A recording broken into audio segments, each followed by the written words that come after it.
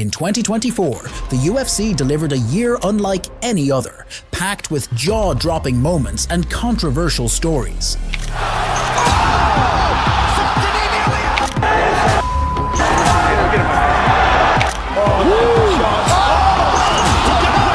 You for asking that question. Unable to helpfully. John Jones is the pound-for-pound best fighter in the world and the greatest fighter ever. Conor McGregor is out of 303 versus Michael Chandler. Fighters pushed beyond their limits, delivering heart-stopping action inside the octagon. Massive knockdown from Topuria. Look at this. While drama outside it sparked headlines across the globe.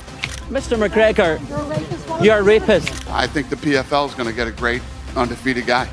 You don't like the way we pay our fighters? Too fucking bad.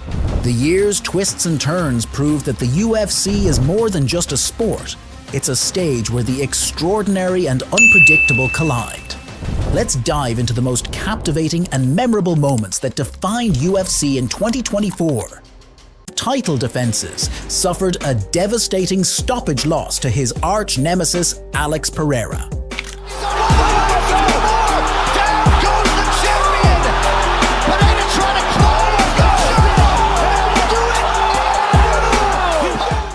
Just 5 months later, Stylebender avenged that defeat in an immediate rematch, knocking Pereira out cold to reclaim his title on UFC 287.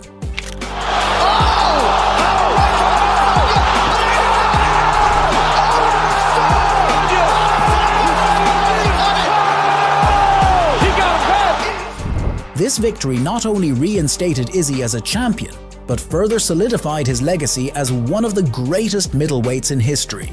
Fans speculated that with a few more title defenses, he might even surpass all others as the division's GOAT. Having cleared out nearly every contender in 185, the New Zealander seemed untouchable. However, there were one more challenge for the champion. This is my African brother right here. Let's go. What's up? I'm African, but I ain't no brother of your side. The highly anticipated showdown between Adesanya and Dricus was scheduled to headline UFC 293, but Du Plessis suffered an injury and had to withdraw from the fight. Dricus the pussy. You're a bitch. That's why I'm not taking this fight. The one to replace him was Sean Strickland, ranked number 5 and considered a massive underdog. Few believed he had any real chance against Izzy, let alone the skills to dethrone him. No man that beats off the cartoons is gonna beat me. Yet what happened on the night of the fight shocked the MMA world.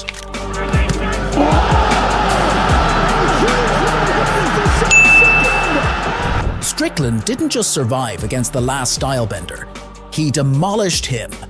He outstruck one of the best kickboxers in the UFC, proving his doubters wrong.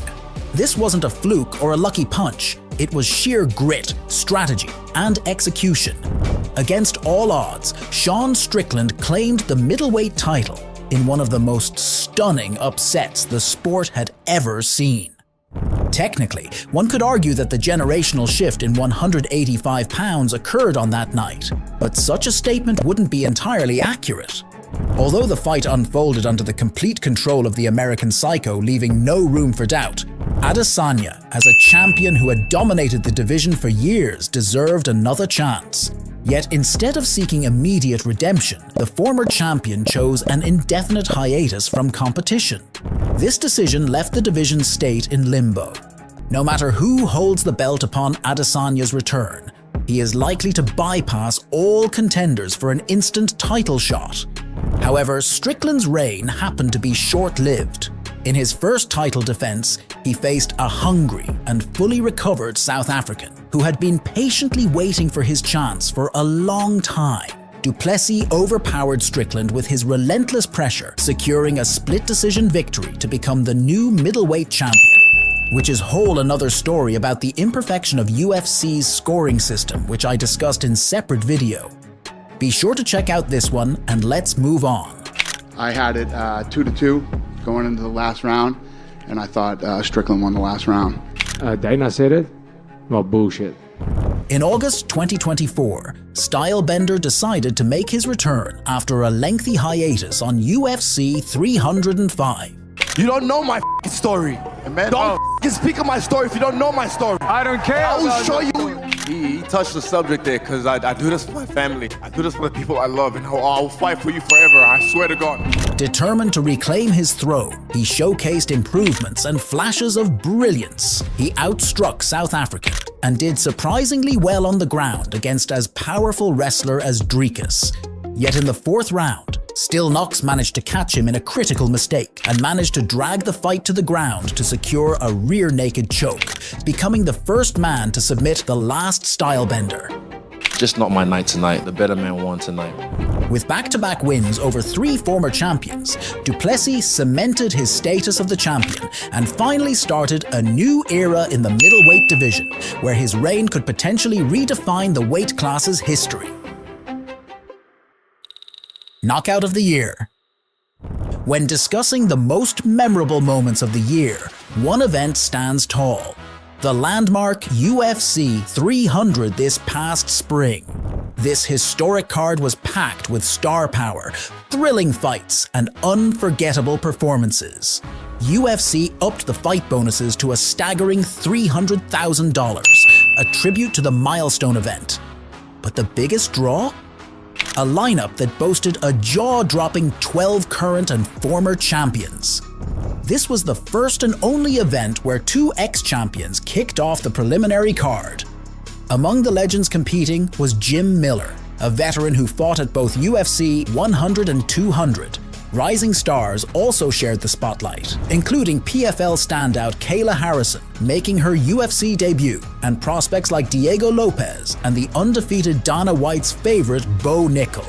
Former bantamweight champion Aljamain Sterling successfully transitioned to featherweight with a debut win, and overall the card lived up to all expectations without even reaching the main card fights. But nothing captured the grandeur of UFC 300 quite like its triple header of title fights, something not seen since the promotion's early days. In the co-main event, Zhang Weili defended her strawweight belt against Yan Xiaonan in an all-Chinese clash. The main event saw Alex Pereira, who we'll talk about separately, delivered a brutal first-round knockout to defend his light heavyweight crown for the first time. However, the moment that stole the show was the BMF title fight between Justin Gaethje and Max Holloway. Yeah, I think so. He's an absolute warrior. That's why I've loved watching every single one of his fights. And I got the perfect dance partner for this. We're both going to go out there, try to hurt each other. Dubbed the People's Main Event, this clash between 2 all-action warriors promised a banger. While fans hoped for a bloodbath, the fight delivered something equally compelling. Hawaiian's precision and pace overwhelmed Gaethje, even breaking his nose by the end of the first round. A pivotal moment that essentially sealed the fight's outcome long before it officially concluded. Yet the highlight managed to etch his name into history by becoming the first man to knock down the Hawaiian with a titanium chin. But the true magic unfolded in the fight's dying seconds. With the clock ticking down in the 5th round, Holloway, clearly ahead on the scorecards, did the something inexplicable. Instead of playing it safe, he pointed to the ground and invited Gaethje to the center of the octagon, giving him the last opportunity to retain his BMF title. What followed was pure pandemonium. Literally, in the final second of the fight, Blessed landed a perfectly timed strike, sending Justin's lifeless body crashing to the canvas as the buzzer sounded. Tonight was a career-defining moment for a guy who has already accomplished so many great things. Max Holloway, an underdog from a lighter division who's already been written off, faced one of the most feared knockout artists in the UFC.